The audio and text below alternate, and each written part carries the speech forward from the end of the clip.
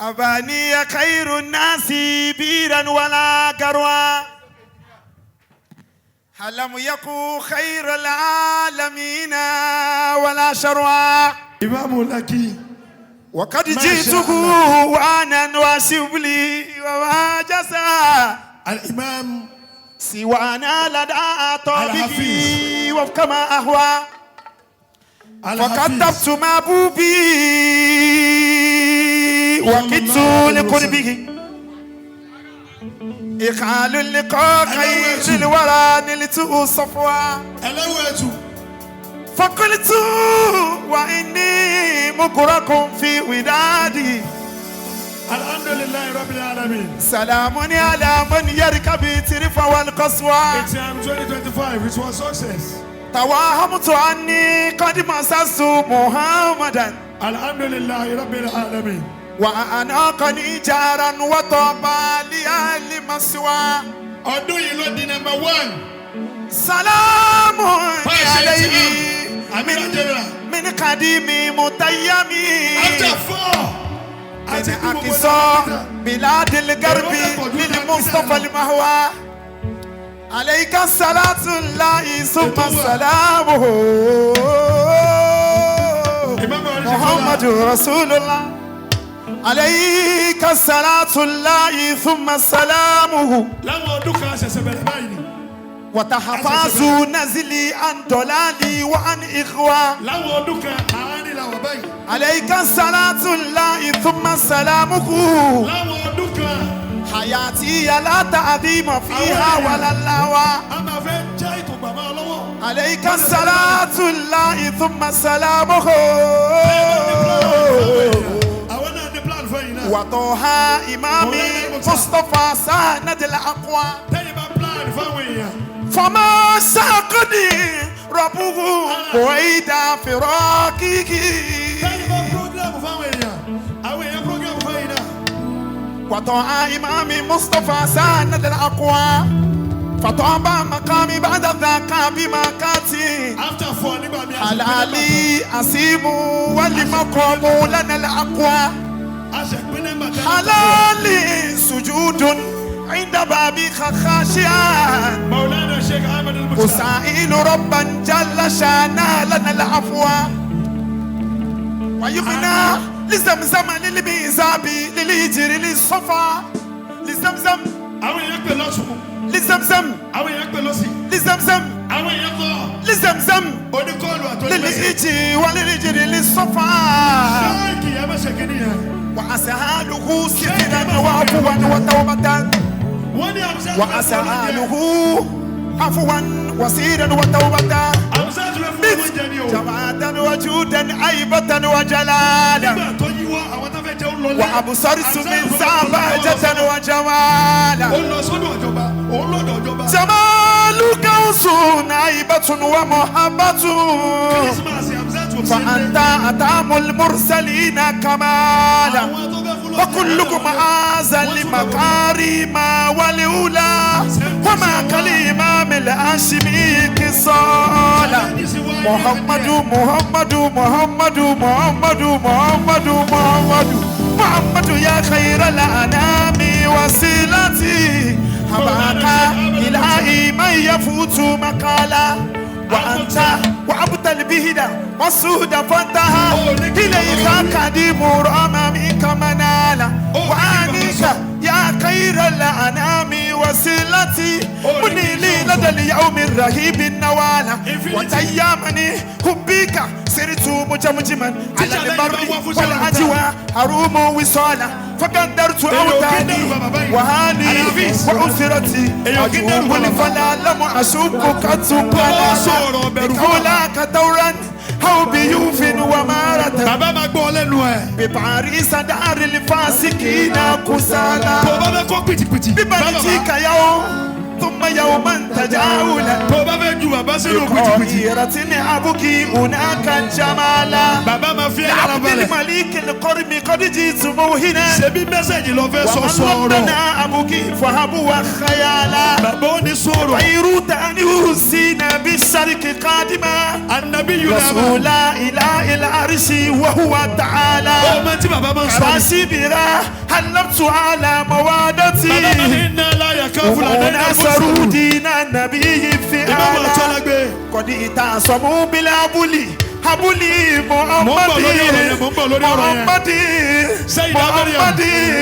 محمد إدارة وأطفال النساء ورجالا إداري علوم الدين هدركت نزياتي The celebrant of فقد today. سيدت مجدا يفوق And the مكانا person of Al-Huda Aisha Akisaya.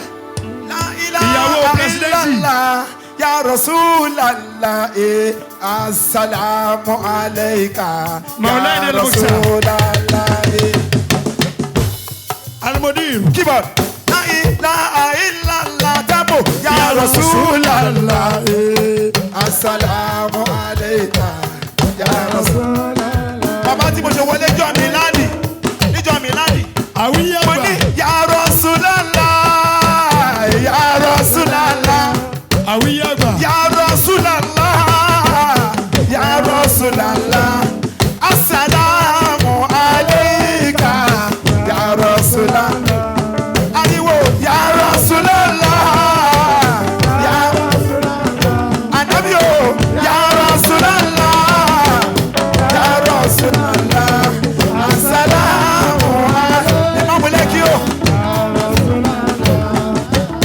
يا رسول الله يا رسول الله يا رسول الله يا رسول الله السلام عليك يا رسول الله يا رسول الله ما شاء الله. يا رسول الله Azakir Omar. يا رسول الله يا رسول الله السلام عليك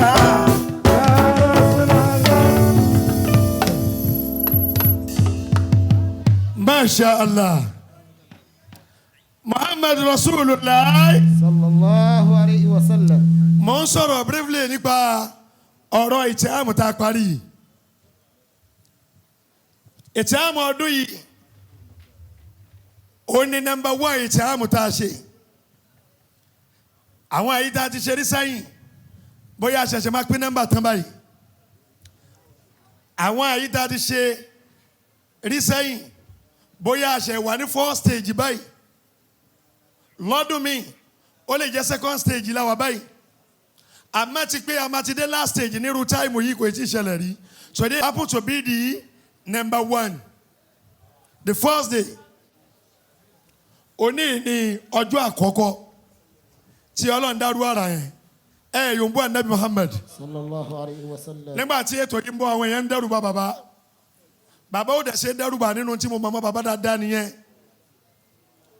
Èèyàn kan kí ẹrù máa bọ̀ wájú báyìí. Tẹ́ bá wò bí ipa wà yí láyà irọ́ o. O lè máa sọ yí pé mo dúró. Ẹ bá ń pariwo. sallallahu alayhi wa sallam. O lè máa ní mo dúró. Àmọ́ ká ní wàhálà ń bọ̀. Mo lójó wàhálà o. O lè dé tán o kí n má jáde mọ́ o. Ẹ gbọ́ mo lè máa já ẹ má jọ ṣẹlẹ̀ o. Ẹ má jọ ṣẹlẹ̀ o. Àmọ́ tí wàhálà bá fi lè dé báyìí. O lè bá mi kí n jáde mbẹ̀. Màá parí ẹ̀ yányányányá. Màá rẹ́yìn ẹ̀ yányá. A máa sọ pé Aláàjì ó ti parí. Àmọ́ pé kó tó bẹ̀rẹ̀ ẹ̀rù máa ń bà wá. Mẹ́sẹ̀gì wa ń wá lọ́tún lọ́sì. Lọ́dọ̀ àwọn ẹni rẹ̀ mẹ́sẹ̀gì ń wá lọ́dọ̀ àwọn ọ̀tá. Torí tó o bá ń rìn nǹkan tó o bá ń rí ṣe. Èèyàn méjì ló máa kí ẹ lórí ẹ̀. Àwọn ọ̀rẹ́ ó máa kí ẹ. Àwọn ọ̀tá náà máa darapọ̀ mọ́ àwọn ọ̀rẹ́. Lẹ́tọ̀ tí bàbá ṣe lánàá nìyẹn. Pé lọ́jọ́ ayọ̀ ọ̀rẹ́ nìkan kọ́ ní abẹ́ ẹ̀yọ̀. Ọ̀tá náà ò ní fẹ́ kán ròhùn. Kò sẹ́ni tó fẹ́ dáyọ̀ nu kámẹ́rà. Ká gbé. Oníkálukú máa dàpọ̀ mọ́ ìdùnnú. Bọ́jú ayọ̀ ṣe máa ń rí nìyẹn. Àmọ́ tí challenge bá ń bọ̀ wájú. ìmọ̀ràn máa ń wá lọ́nà méjì àwọn olólùfẹ́ máa mú ìmọ̀ràn wá táwọn bá mú wá wọ́n máa sọ pé tẹ́ ń ṣe yí Ọlọ́run ló rán yín o àmọ́ ṣé ẹ rí n tó ṣẹlẹ̀ níbàdàn ṣé ẹ rí n tó ṣẹlẹ̀ lẹ́kìtì ṣé ẹ rí n tó ṣẹlẹ̀ mi báyìí lórí ìpọ́n fẹ́ fún àwọn èèyàn lóúnjẹ wọ́n tẹra wọn pa àwọn èèyàn ṣẹ̀ṣẹ̀ wá ń sọ bẹ́ẹ̀ wọ́n wá ń sọ fún bàbá láti December bàbá tí Ramadan bá ti lè dé ẹ fi àwọn èèyàn lẹ̀ pẹ̀lú ebi wọn o àárí ẹnìkan tó tẹ̀lé Hamzat lọ síbi tó lọ o wọ́n sì tún pe àwọn èèyàn pé ẹ jáde ẹ wá ṣe fídíò kó nǹkan ló pa yín bàbá ń gbọ́ mẹ́sẹ̀gì yẹn àmọ́ ohun Ọlọ́run ó ní bàbá máa ń gbọ́ Imam Arisokola ń sọ lánàá báyìí ká tó ṣe tafsir nígbà tí bàbá ní mi ní sọ̀rọ̀ ìmáàmù wa ní ẹ̀yin náà kọ́ lẹ́ mọ́ ń sọ̀rọ̀ tẹ́lẹ̀ Ọlọ́run ló máa ń sọ tọ́lọ̀ ń bá sọ ẹ̀ máa sọ bàbá wa ń gbọ́ bẹ́ẹ̀ nígbà tó wá kan ìtìhàn bàbá ti wá da láìfù wọn papọ̀ mákẹ́ fáwọn èèyàn ló ń jẹ́ bàbá ti da ìdùnnú wọn papọ̀ ju pé káwọn èèyàn rí dùnnú ẹlòmíì níjọ́ tó ń bá ń dá dùnnú báyìí ló ṣe gbà pé òun wà nínú dùnnú sórí dùnnú tó dùn mọ́ bàbá yìí jù sórí báwọn èèyàn ṣe ń jó lọ léyìn dá bàbá Al-Huda mọ̀ ẹni Muhammad Rasulullah sallallahu alayhi wa sallam. sórí jọ́ tí oríire bá ṣẹlẹ̀ nínú ọjọ́ tó yẹ kí inú èèyàn dùn jù níjọ́ tí èèyàn bímọ lọ́jọ́ tí bàbá bímọ inú wọn máa ń dùn àmọ́ ní stage ibi tó máa ń dé lọ́jọ́ tí bàbá ń lọ Mẹ́kà inú wọn ń dùn àmọ́ níbi tó dé sórí jọ́ tọ́lọ̀ ń bá ti kádàrá pé àwọn èèyàn ń dunnú kò bá àmẹ́jẹ́ bàbá yìí ló dùn wọn nínú tí bàbá yìí bá sà ti wọ̀ ọ́ kán pé wọ́n ń dunnú bàbá ní kí n má fún àwọn èèyàn lóúnjẹ kí n má dùn àwọn èèyàn nínú kalẹ̀ la fẹ́ gbàwẹ̀ tí Ramadan yóò fi parí mi ò rò nǹkan ti dínkù nù sẹ́mi yòǹbó àná Muhammad sallallahu alayhi wa sallam. bàbá fúnra ara wọn àti wáyé Ọlọ́run owó tá a wá ná lórí pé kò ní ìlérí báyìí ó fẹ́ tó ìdajì owó ìtìhámù ọdún mi àbí ká ìtìhámù ọdún yìí gẹ́gẹ́ yòǹbó àná Muhammad sallallahu alayhi wa sallam. kò lé o lọ́ba jẹ́fọ̀ kò lé sọ fún jẹ́fọ̀ pé o fẹ́ lo orí ibi tá a dúró sí yìí $3 million ni Allahu akbar. òun lẹ́sàn kádópì yẹn lọ́ọ́ máa wò ó wàá wo àyè yìí ìwọ náà wá bẹ̀ lọ́la ọ́fíìsì wọn wà ń bẹ̀ yẹn ló fẹ́ lo bẹ̀ kò sẹ́ni tán lé kó mọ̀ sórí ire tá a máa ti gbé bílì ìwọ lọ́ọ́ lọ́ọ́ mú bi tí ibi tá ẹ bá yòǹbó àná Muhammad sallallahu alayhi wa sallam. nígbà tó yá gbogbo ètò yẹn wà báyẹn bàbá wa dìde security gbogbo àwọn tó wá jẹ́ security ọlọ́pàá lasma bansas àwọn èèyàn wá gba oúnjẹ lọ ẹ wo cheers ìdí tẹ ẹ máa fi mọ̀ wípé ọ̀rọ̀ Ọlọ́run gẹ́gẹ́ kọ́ láyé nídìí ní àsìkò òsìn ẹ practice ọ̀rọ̀ Ọlọ́run fáwọn èèyàn tẹ ẹ bá ti practice rẹ̀ kàn máa lọ láàrin ìṣẹ́jú kan Sheikh Labib ṣé èèyàn 1000 over ni 1200 ṣe ti rí báyìí ka annaha lam tusikan min qablu àyíbọn Kùránì ṣe wí gbogbo chíà ló ti pa sófò yìí sórí tó kan àwọn èèyàn láyè sí i gbogbo tafsiri Jalalaini tafsiri Sawi tafsiri Tabari tafsiri ẹ̀wọ̀lọ́dúnkù Ibnu Kathir tafsiri Ibnu Kathir gbogbo tafsiri tẹ̀ kéyìn àwọn èèyàn ò fẹ́ gbọ́ kéwú mọ́ sórí tafsiri tó gbọ́ yẹn lọ gbọ́ kéwú yé kọ́lọ̀ ń bá wa kún ọ kọ́ wa ara àánú bíi bàbá Al-Huda wá gbé wọn wáta kọ́lá má lọ nu tẹlifíṣàn lọ sí wáàsí mọ́ kò kú sẹ́ni tó wẹ̀ sínú ìsìlámù náà láti yọ tó ti wà ń bẹ̀ ẹ bá yòǹbó àná Muhammad sallallahu alayhi wa sallam. iṣẹ́ Ọlọ́run náà ń ṣe o bọ̀ tẹlifíṣàn yẹn oníkàlùkù náà ti padà ní kọ́dà ẹni tán àwo tiẹ̀ òun náà ti tán tó náà ti ń ṣe ní tó ń jẹ́ lecture onírú tá a ṣe yìí sórí pé a ti ṣe wáàsí fún wọn wọ́n ti lọ bàbá wa jókòó báyìí tẹ́ ẹ̀ bá wá fún wọn lóúnjẹ wọ́n jókòó wájú yín